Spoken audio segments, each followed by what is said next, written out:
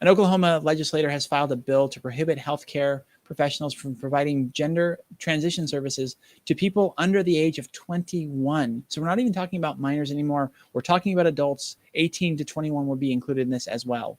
House Bill 101 prohibits healthcare professionals from attempting to provide or providing a referral for puberty blockers, hormones, and gender-affirming surgeries for Oklahomans under the age of 21. And it's just so interesting when we have people trying to fight for the rights of 16-year-olds to be able to vote. 16-year-olds can already drive a car, they can work and pay taxes, but are not seen as an adult in most states. Everybody's sticking to the 18 plus, but now we're seeing Oklahoma try to, at least Oklahoma City, try to raise the age to 21.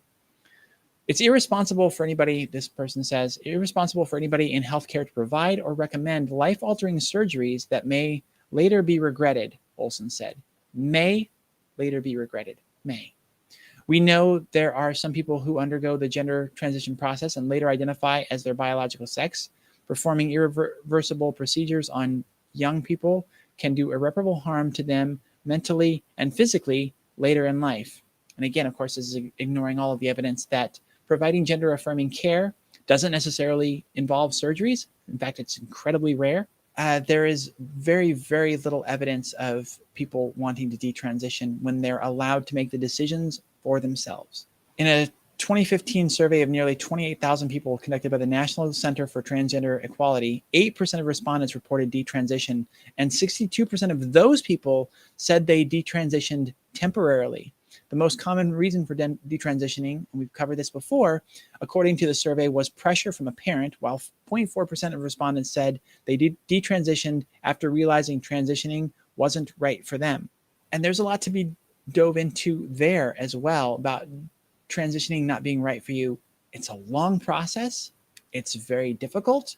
You can't often control or know the outcome of it. And it's just very difficult. It involves surgery a lot of the time, again, with no guarantees or, clear view to the outcome.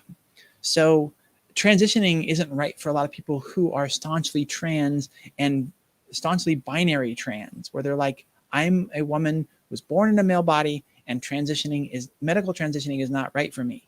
That is a very valid identity and argument for trans people to make, that transition is not for the medical transition is not for them. So to say that some people out there may regret it, again, there's not a lot of good evidence to back up their side. It's just the fear that is driving that.